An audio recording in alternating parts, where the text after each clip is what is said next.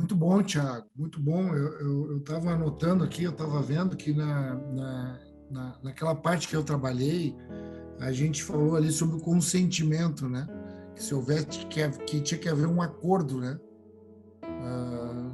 Para os dois, falando de casamento, teriam que andar em consentimento, até inclusive quando for se abster das intimidades, né?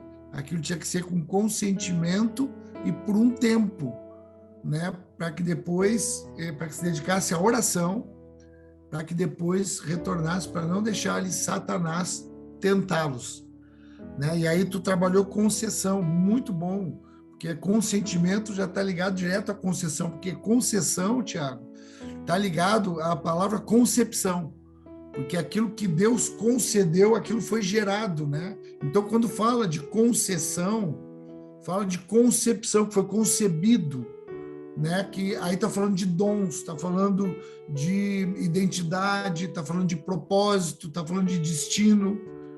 Então é aquilo que Deus concedeu e essa é a observância.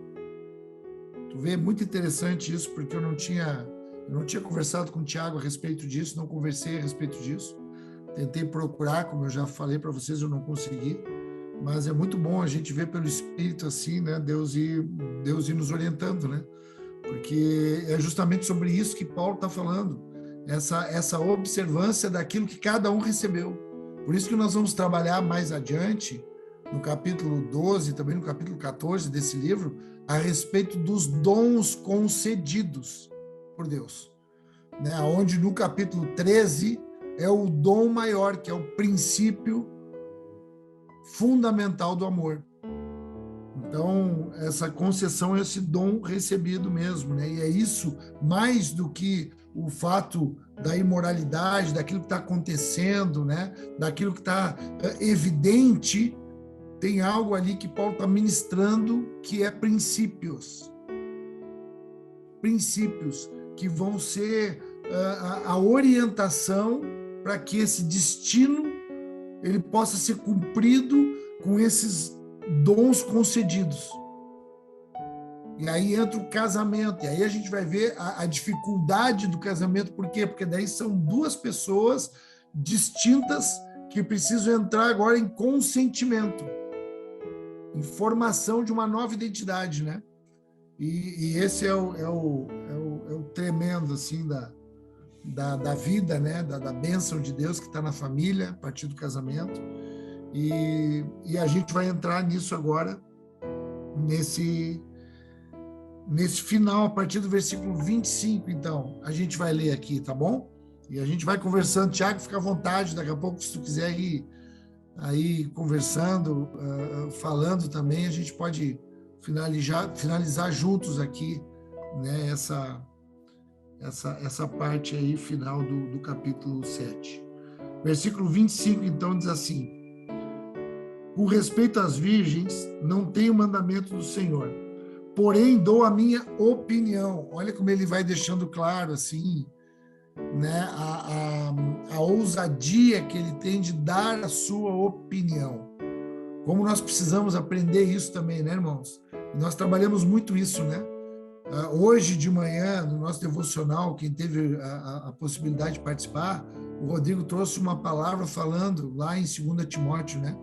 Que Deus não nos deu o espírito de covardia, de timidez, mas de poder, amor e moderação.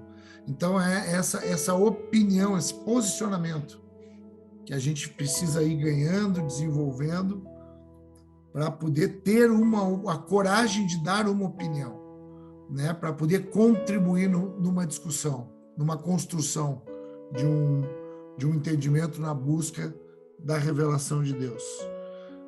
Porém, dou minha opinião como tendo recebido do Senhor a misericórdia de ser fiel. Considero, por causa da angústia, da angustiosa situação presente, ser bom para o homem permanecer assim como está. Estás casado? Não procures separar-te. Estás livre de mulher? Não procures casamento. Mas se te casares, com isso não pecas. E também, se a virgem se casar, por isso não peca. Ainda assim, tais pessoas sofrerão angústias na carne, e eu quisera poupar-vos. Isso, porém, vos digo, irmãos, o tempo se abrevia. O que resta é que não só os casados sejam como se não fossem, mas também os que choram como se não chorassem, e os que se alegram como se não se alegrassem, e os que compram como se nada possuíssem, e os que se utilizam do mundo como se dele não utilizassem, porque a aparência desse mundo passa. Então, o que ele está falando? Só vamos dar uma paradinha aqui. Ele está falando da aparência, ele está falando da interioridade, da motivação, da busca do discernimento. Ele está falando de coisas que podem nos prender na aparência delas. O mundo, ele pode nos prender naquilo que é aparente. Então, ele está dizendo tudo aquilo que é uma expressão aparente não pode nos prender, porque essas coisas passam. A única coisa que não passa é a palavra de Deus, que essa permanece para sempre. Então ele está dizendo, ainda que vocês chorem, ainda que vocês se alegrem, não se prendam nessa expressão. Entrem na profundidade do discernimento para encontrar uma pedagogia, um ensino anterior e superior ao que está aparente. Amém, irmãos? Então ele está falando, o casamento é uma aparência, é aparente. Mas antes e além, ele demonstra e ensina coisas profundas na interioridade dessa relação. Então está falando aqui do cuidado de a gente se focar nessas coisas aparentes e se distrair, né? Se distrair e acabar não ganhando essa relação com Deus, né? A imoralidade, por exemplo, ela é uma grande distração. Uma grande distração, que é uma aparência, traz uma aparência ali de prazer, traz uma aparência de vitória, traz uma aparência de poder na conquista, traz uma aparência, né? Então a imoralidade, ela é algo muito, uma distração que é ofertada para a carne e que é aparente, por isso que ele fala ali daquela angústia na carne. Versículo 32. O que realmente eu quero é que estejais livre de preocupações. Quem não é casado cuida das coisas do Senhor, de como agradar ao Senhor. Mas o que se casou cuida das coisas do mundo, de como agradar a esposa. E assim está dividido. Também a mulher, tanto a viúva como a virgem, cuida das coisas do Senhor, para ser santa, assim no corpo como no espírito. A que se casou, porém, se preocupa com as coisas do mundo, de como agradar ao marido. Digo isso em favor de vocês e dos vossos próprios interesses. Não que eu pretenda enredar-vos, mas somente para o que é decoroso, para o que é santo, algo que tem decoro, algo que tem honra, algo que tem santidade, e vos facilite ao que? A consagrar-vos desimpedidamente ao Senhor. Então, o que ele está falando aqui? Qual é o outro princípio? Então, ele está se levantando ali, cuidando, trazendo uma palavra contra aquilo que é aparente, e agora ele está trazendo um olhar de consagração. Como que nós ganhamos o discernimento das coisas espirituais? Quando nos consagramos ao Senhor. E perdemos aquilo que é impedimento de ouvir a voz de Deus. Por isso que é consagrar-vos desimpedidamente ao Senhor. Ou seja, as coisas aparentes, elas nos impedem de adentrar nesse novo e vivo caminho que foi aberto pelo Senhor Jesus. Para nós entrarmos também nesse lugar de intimidade com o Pai, nesse lugar da descoberta da vontade de Deus, da revelação, a nosso respeito, de quem nós somos, e também poder ser auxílio dentro da comunhão, trazendo a nossa opinião em relação àquilo que nós vimos também nos nossos irmãos. Por isso que é uma relação, como foi também hoje de manhã. Eu louvo a Deus muito, irmãos, muito eu louvo a Deus, porque hoje de manhã o Rodrigo trouxe essa palavra. Uma admoestação de Paulo para Timóteo: reavives o dom que há em ti, que foi reconhecido com a imposição das minhas mãos. Então ali ele está se expondo, ele está trazendo uma opinião, ele está trazendo ali algo que ele viu a respeito. Por isso que a vida da igreja, a vida da comunhão, irmãos, não é a vida de mandar ali ser conhecido de alguém, ser amigo, não, é vida de entranháveis afetos, é vida de se importar com a vida dos outros. É vida de se envolver na casa dos outros, de se envolver no casamento dos outros, de se envolver na criação de filho dos outros e também expor a sua vida e a sua casa para que os outros se envolvam. Para que haja opinião, conselho, uma multidão de conselhos que é onde reside a sabedoria. Aleluia. Aleluia. Se dedicar desimpedidamente. Fala, Tiago. Me ajuda. É isso que eu estava pensando. Já que tu abriu, eu vou complementar aqui. Eu estava pensando o quão desafiador era para Paulo e para os irmãos estarem ouvindo isso, né? Porque ele vai trazendo ali algo que é do Senhor, algo que é da opinião dele, e daqui a pouco os irmãos podem entrar numa linha literal e eles perderem o discernimento e se voltarem para uma preocupação que vai muito além daquilo que ele está falando ali, que é se consagrar, que é buscar o Senhor. Ele vai trazendo ali uma linha, mas ele está dizendo: ó, irmãos, presta atenção, fala sobre a viúva, fala sobre a virgem, fala sobre aquele que chora como se não estivesse chorando, dizendo assim, ó, tudo que é aparente vai se tornar distração em algum momento. Preste atenção no que eu estou trazendo para acessar o íntimo de Deus, a partir da comunhão, né? Porque como era uma cidade muito, muito difícil, uma igreja vivendo uma cidade ali onde a sexualidade, onde a depravação era muito forte, ele tinha que trazer o norte. Mas parece que ele está chamando os irmãos também para dizer, não é algo literal, isso precisa vir a partir da consagração, a partir daquilo que Deus tem para nós. Senão também pode virar uma distração, né? Pode virar como fala ali no final que tu leu do 30, né? Ele diz: digo isso para o próprio bem de vocês, não para impor limitações, mas tendo em vista o que é decente, para que vocês possam se consagrar ao Senhor sem distração alguma.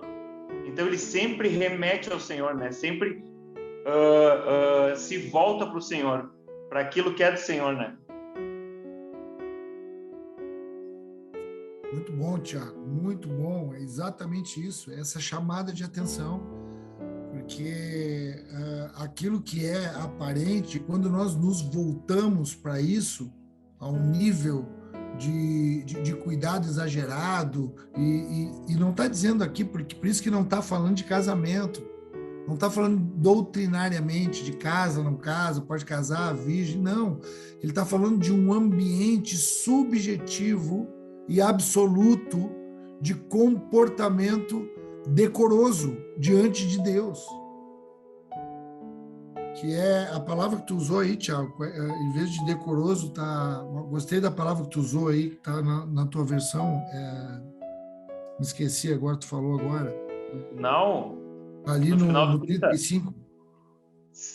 No final do 35, sem distração alguma. Não, antes disso. Vou ler todo, tá? Digo isso para o próprio bem de vocês, não para impor limitações, mas tendo em vista o que é decente. Para que vocês possam se consagrar ao Senhor. É isso, essa palavra aí, irmãos. Decência. Aquilo que é decente diante de Deus, aquilo que é decente na consagração, aquilo que é decente, que fala decoroso para mim, no sentido de não ter impedimentos, não haver obstáculos. São coisas que não pode obstacular. a nossa busca, a nossa consagração, a nossa sinceridade, a nossa santidade, a nossa coragem, a nossa ousadia de entrar um na vida do outro, de se tornar um justo que vive pela fé, que tem coragem de enfrentar os desafios, coragem dos enfrentamentos, dos bons combates, com o intuito de guardar a fé.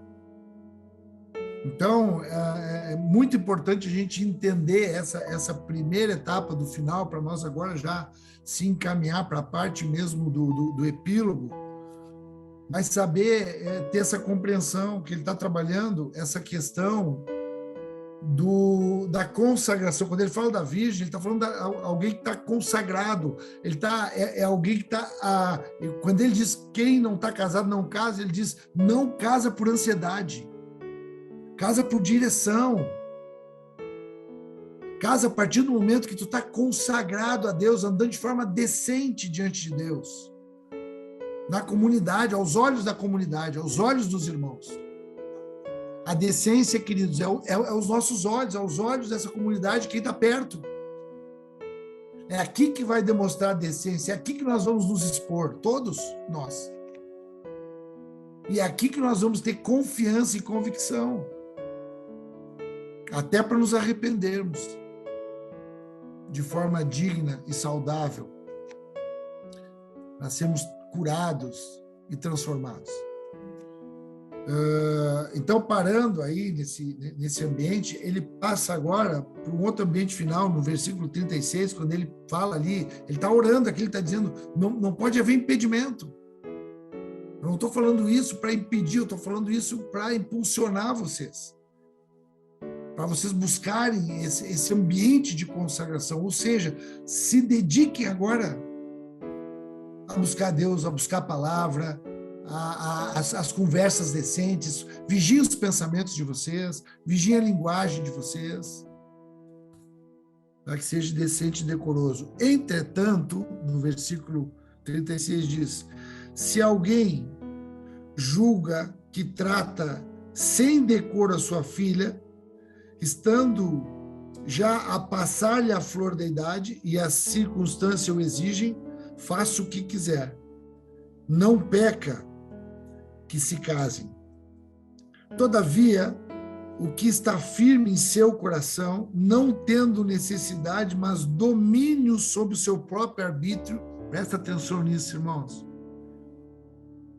Aqui está falando a ansiedade, o medo, o nosso desejo, a nossa cobiça, as nossas inseguranças, acabam nos fazendo perder o domínio sobre as nossas decisões, sobre a liberdade de decidir, que é o livre-arbítrio. Então, tu perde alguém que fica ansioso por conta do desejo, da carnalidade, da insegurança, que entrou no ambiente de comparação, ele muito provavelmente ele vai se equivocar nas suas decisões. Ele vai usar mal a liberdade de escolher. Porque isso vai afetar essa vida consagrada, essa vida decente diante de Deus. Domínio sobre o seu próprio arbítrio.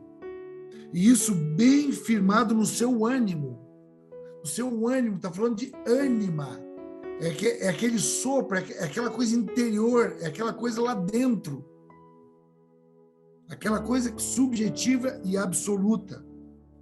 Bem firmado no seu ânimo, para conservar virgem a sua filha, bem fará. E assim, quem casa sua filha virgem, faz bem. Quem não casa, faz melhor. A mulher está ligada enquanto vive o marido. Contudo, se falecer o marido,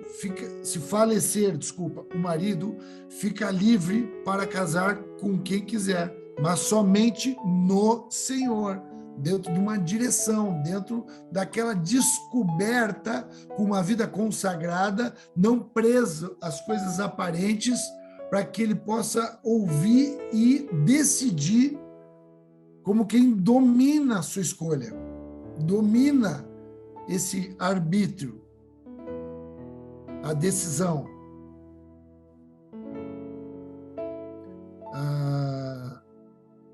Mas somente no Senhor. 40.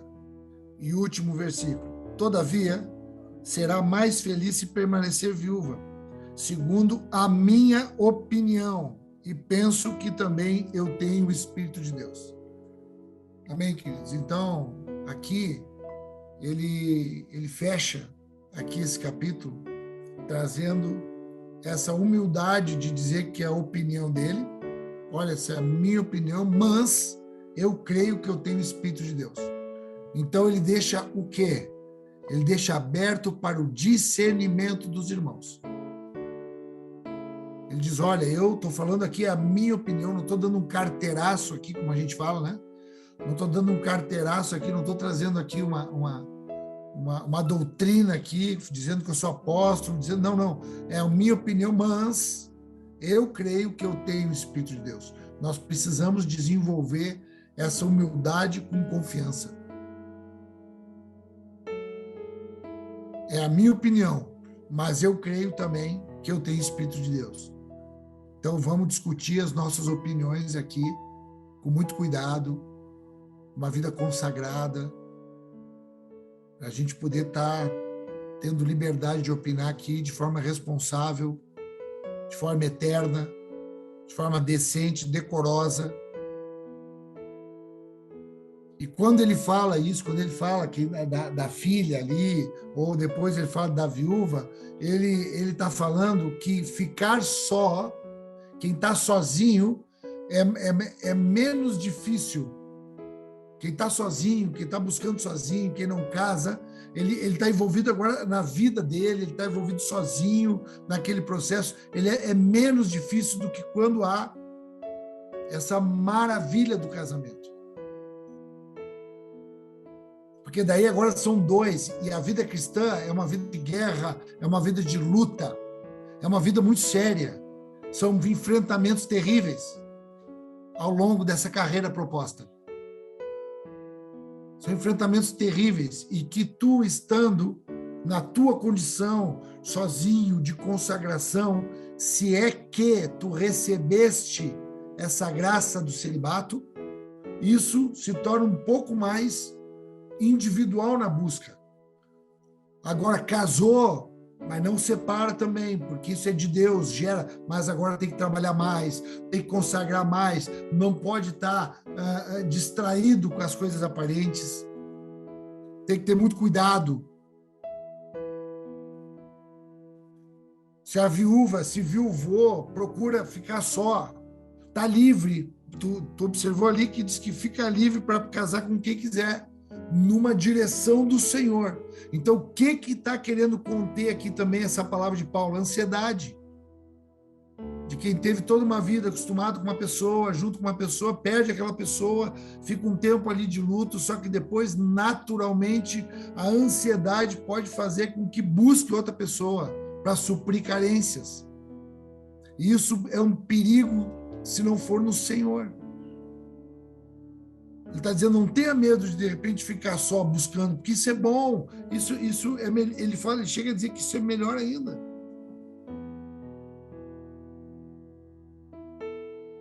Todavia, será mais feliz se permanecer viúva. O que ele está dizendo? Não está amaldiçoando se casar, porque antes ele disse, olha, se no Senhor, se num impulso dessa vida consagrada, dessa vida piedosa, dessa vida buscando, vivendo em comunhão, buscando palavra, oração, se vigiando em todo tempo, os pensamentos, isso não quer dizer que a gente não vai errar, irmãos.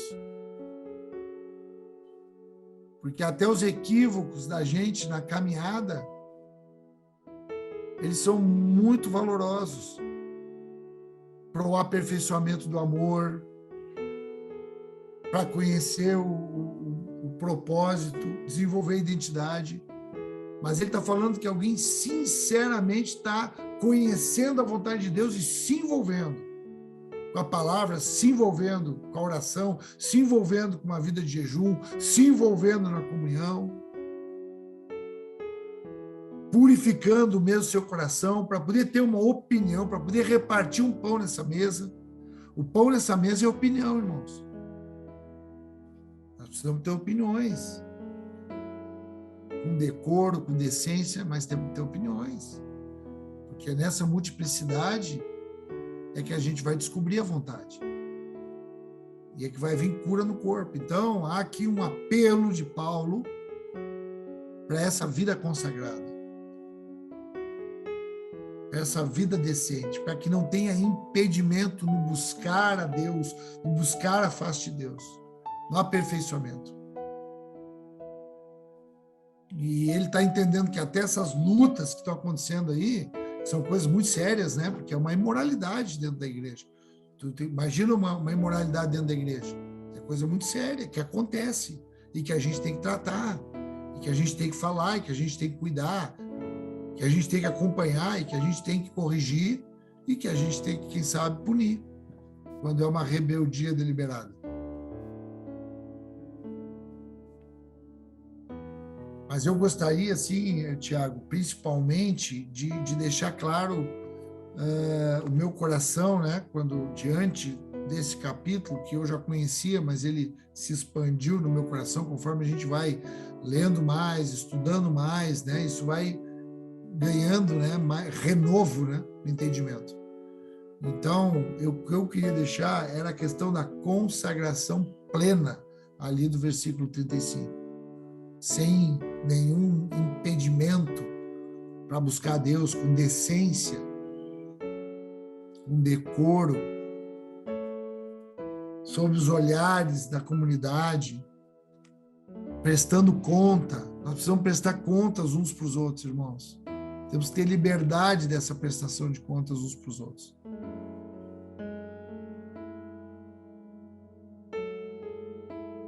Cuidado com as coisas aparentes, cuidado com as... Por isso que a gente tem comentado sobre isso até, né, diante das circunstâncias que a gente tem vivido como comunidade hoje. Cuidado para a gente não estar se voltando para essas coisas aparentes e perdendo a ministração profunda que elas trazem consigo. A gente olha para essas coisas, né? Mas isso não pode nos abduzir. Isso precisa ganhar uma mentalidade de Cristo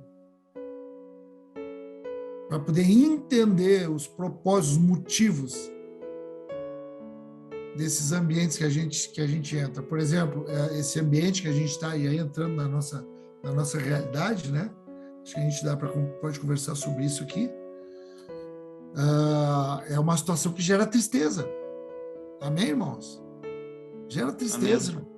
Gera tristeza. Agora, a tristeza faz parte da caminhada, da carreira proposta, do desenvolvimento da fé. Mas a tristeza tem um jeito de lidar com ela. É com arrependimento para encontrar salvação. Então, não é com vitimização, não é com reação imediata, mas ela é nesse lugar da consagração, nesse lugar secreto, de guardar-se nesse lugar para poder empenhar o coração em arrependimento. Em que sentido de arrependimento? No sentido de que a gente crê que nesse ambiente a nossa natureza humana está exposta à carnalidade e agora a gente pode encontrar ali situações na nossa vida que podem melhorar, mudar, ser trabalhada nesse momento. Esse é o jeito de passar pelas tristezas propostas na vida. Porque só pode passar uma tristeza muito profunda quem já tem uma alegria que ninguém pode tirar. Essa alegria, ela é capaz de suportar uma tristeza profunda. Porque essa alegria trabalha a nossa vida, em arrependimento. Então é isso assim que eu queria trazer, Tiago. Eu até quero deixar assim um espaço assim para tu poder trazer uma percepção tua também, Tiago. Mas eu queria deixar assim para os irmãos a questão marcar assim da consagração plena, sem impedimento. Não é a questão, né, Tiago, de não casa. Não é isso. É a questão com quem nós somos. Qual é que é o nosso chamado? Como é que é isso que Deus quer mostrar para cada um de nós, para a igreja. Ele quer mostrar quem nós somos. Isso na relação dessa consagração com todas as coisas, visualizando todas as coisas, não só no aparente, é que a gente vai poder encontrar e vai poder receber essas respostas de Deus ao longo da nossa relação com Ele. É isso mesmo que eu pensei, porque Paulo está trazendo aqui algo que é para confrontar o que estava vindo, que não era do Senhor para a igreja. Ele estava trazendo aqui algo para dar um norte, né? Um norte para esses irmãos, não para que eles viessem pegar isso e se distrair com isso, mas não, peguem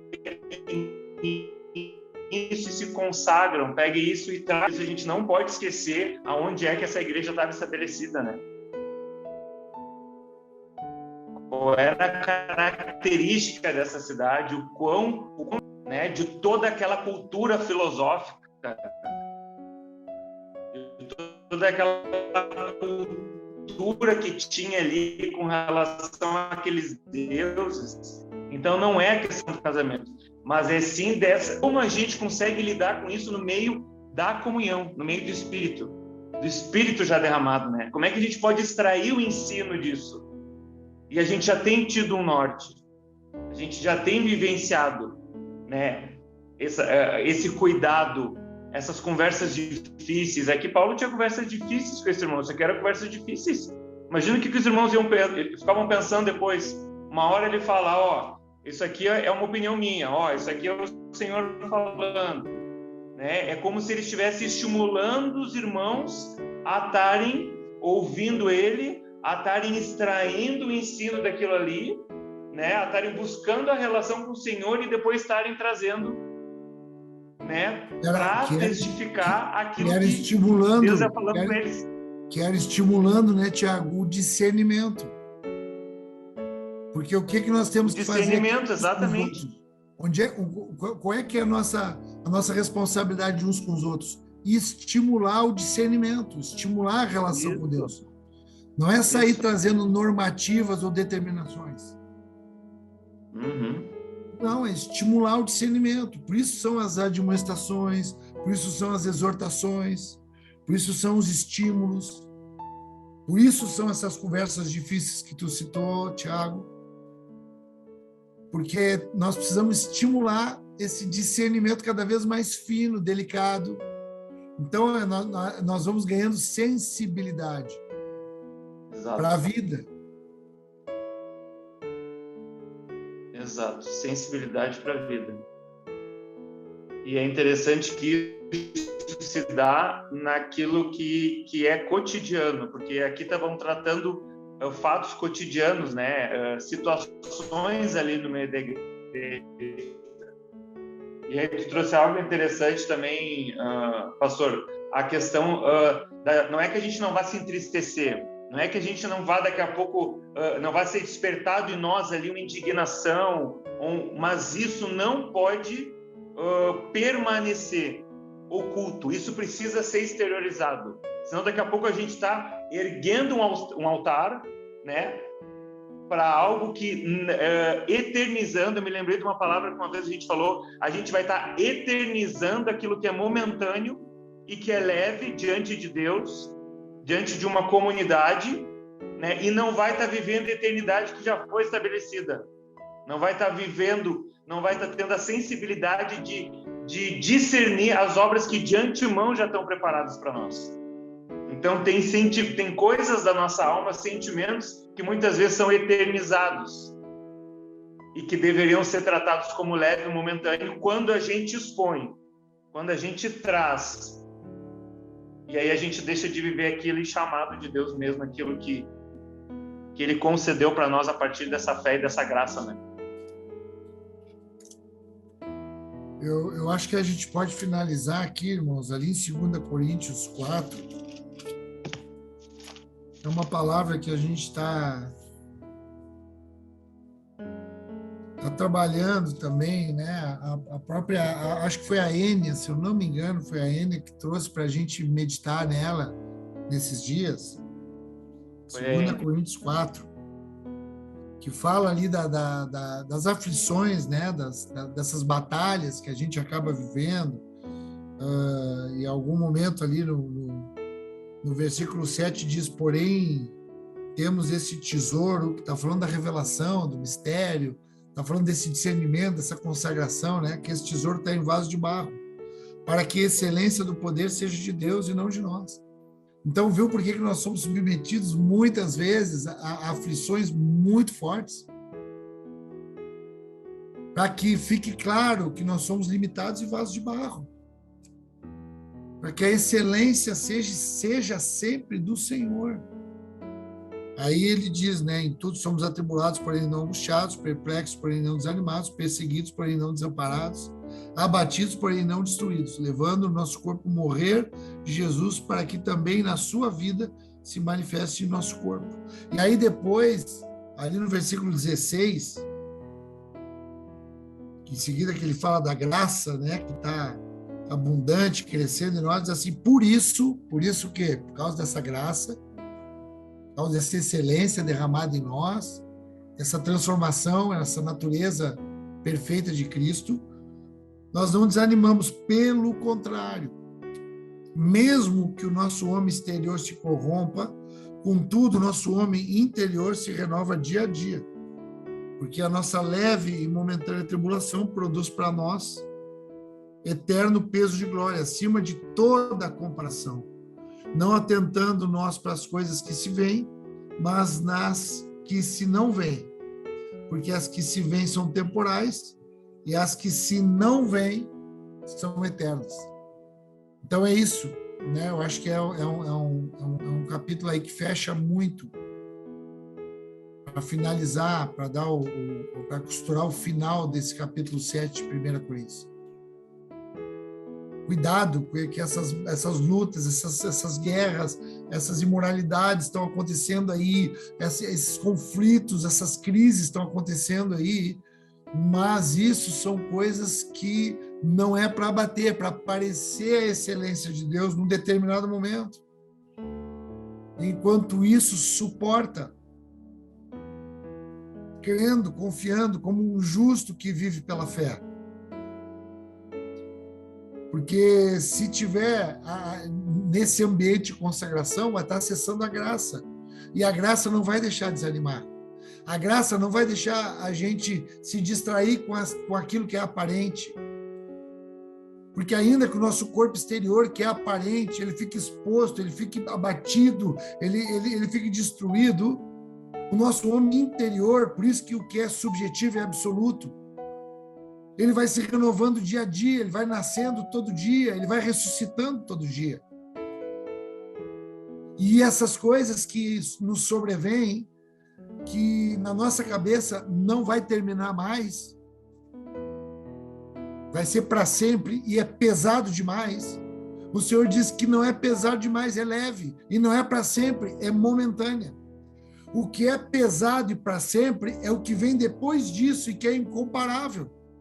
Porque tem um peso eterno, aí é pesado, e é eterno, e é para sempre. Mas aí nós precisamos ter essa consciência desenvolvida, em meio a esses grandes combates. Para a gente aprender, por fim, que não são as coisas que se veem, que realmente importam, mas aquelas que não se veem. Aquelas que nós trabalhamos elas na comunhão, misturando as nossas entranhas, misturando as nossas histórias, vivendo as nossas dores, sorrindo junto, trabalhando um dentro da casa do outro, um dentro do casamento do outro, um dentro da vida do outro, sem medo. Aí sim nós ganhamos essa consciência de alguém que pode passar por essas crises que Corinto está passando, e que a igreja passa. guardando a fé, desenvolvendo a salvação. Amém, Tiago? Não sei se tu queria completar. Eu era até aí que eu queria caminhar com os irmãos. Amém, pastor. Não, era isso mesmo. Era quando eu falei quando eu explanei aquilo antes de trazer essa palavra, era essa palavra que eu estava pensando. Então, acho que é o fechamento mesmo. Graças a Deus. É isso. É leve e momentâneo. O que é pesado e para sempre é o peso da glória eterna que vai ficar de tudo isso. Exatamente. Enquanto isso, não desanimamos, irmãos. Não desanimamos, ainda que uma parte nossa às vezes anima, um cai aqui, outro cai ali, outro cai, mas quando anda nesse corpo, isso aí vai sendo suprido, isso aí vai sendo renovado. O renovo do homem interior está falando do homem interior nosso, mas está falando do corpo também, como essa estrutura espiritual que na interioridade vai se renovando. As relações de fidelidade, de confiança, de credibilidade, de reconciliação, de perdão, de misericórdia, de compaixão, ali o renovo, ali as virtudes de Deus suprindo o interior, quando o exterior está exposto, como quem perde, como quem fracassou, como quem perdeu. Jesus foi esse exterior exposto, por isso que não havia formosura nele. Fala Isaías. Porque o exterior estava exposto, perdeu, fracassou, não deu, corrompeu, se enganou, mas interiormente ali, no seio da terra, estava sendo trabalhado ali, o Espírito estava trabalhando para poder trazer depois um peso eterno de glória. Essa é a vida em abundância, isso é acima de toda comparação. Amém, queridos? Graças a Deus.